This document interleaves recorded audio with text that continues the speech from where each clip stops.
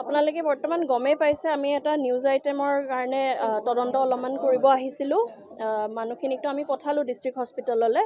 তাৰ পাছত কিছু তথ্য আমি সংগ্ৰহ কৰিবলৈ পালোঁ যে এই দোকানখন মানে ফাৰ্মেচিখনৰ পৰা তেখেতে ইয়াৰ পৰা ডিষ্ট্ৰিবিউশ্যন হিচাপে বটলখিনি চলাই আছিলে এপ'ল' ব্ৰেণ্ডৰ। আৰু তাত এই এপ'ল' ব্ৰেণ্ডৰ যোনটো 18 নম্বৰ বেটছৰ পৰা পানী খাইছিলে তেনেকুৱাও বহুতখিনি বটল ইয়াতে পালোঁ।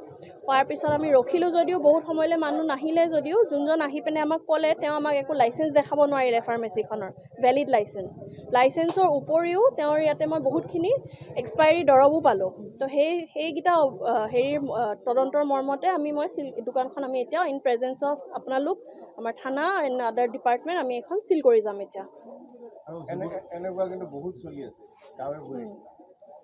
যিখিনি চলি আছে আমি এতিয়ালৈকে একো তেনেকৈ তথ্য আমি পোৱা নাই। যেতিয়া আমি পাম পৰৱৰ্তী সময়ত আমি তদন্ত কৰি গৈ থাকিম। আপোনালোকৰ হাততো যদি এনেকুৱা কিবা তথ্য আছে আপোনালোকে আমাক দিব পাৰে। হ'ব?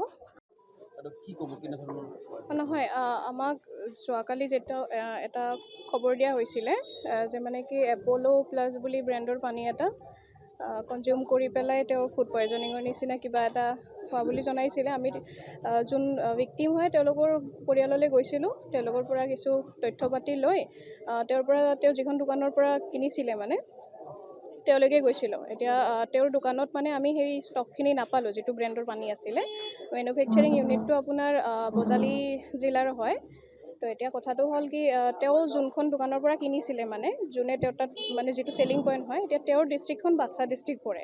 তো এতিয়া এটা জইণ্ট ইনস্পেকশ্যন আছিলে যিহেতু চাৰ্কেল অফিচাৰ বাইদেউ আৰু আমি DIC জেনেৰেল মেনেজাৰ আৰু আৰক্ষী বিষয়া সকলোখিনি আছিলে।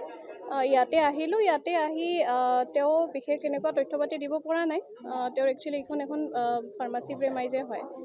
তেওঁ প্ৰপাৰ ডকুমেণ্ট দেখাব নোৱাৰিলে মানে। তো এতিয়া এইখিনিয়ে। ইয়াৰে পৰৱৰ্তী সময়ত আমি এইটোৱে চেষ্টা কৰিম যে এওঁৰ চেলিং পইণ্ট এটা বৰপেটা ডিষ্ট্ৰিক্টৰ ভিতৰত যিটো মোৰ জুৰিছডিকশ্যনৰ ভিতৰত পৰে সেই জুৰিছডিকশ্যনৰ ভিতৰত পৰা প্ৰেমাইজ এটা তেওঁ নাম কৈছে। আমি তাত চাওঁ যদি সেই পাৰ্টিকুলাৰ ষ্টকটো পাওঁ যিটো বেটছ নাম্বাৰ হয় তেতিয়া তাৰ নমুনা এটা ল'ব পৰা যাব। এতিয়ালৈ আমি একো নমুনা পোৱা নাই মানে। নহয়, অসুস্থ হোৱা বুলি কৈছে তেওঁলোকে যোৱাকালি পানী খাই পেলাই তেওঁৰ ফেমিলি এতিয়া হয় তেওঁ বৰপেটা মেডিকেলৰ একচুৱেলি কাইলৈ তেওঁলোকে ইমিডিয়েট কৰিব লাগিছিলে। ইনফৰ্মেশ্যন আমালৈকে একো দিয়া নাছিলে, বহু লেট হ'ল।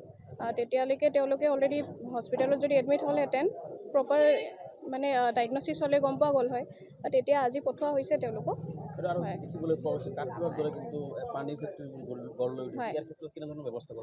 আমাৰ ইনফৰ্মেশ্যনত যিবিলাক ইলিগেলি চলা মেনুফেকচাৰিং ইউনিট আছে আমি তাৰ তদন্ত চলাই আছোঁ।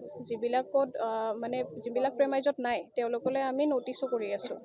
তো গতিকে এনেকুৱা যদি আপোনালোকৰো নজৰত আছে যে কোনো তথ্য পাতি নোহোৱাকৈয়ে মেনুফেকচাৰিং ইউনিট চলাই আছে নিশ্চয় আমি তাৰে ওপৰতো ব্যৱস্থা ল'ম।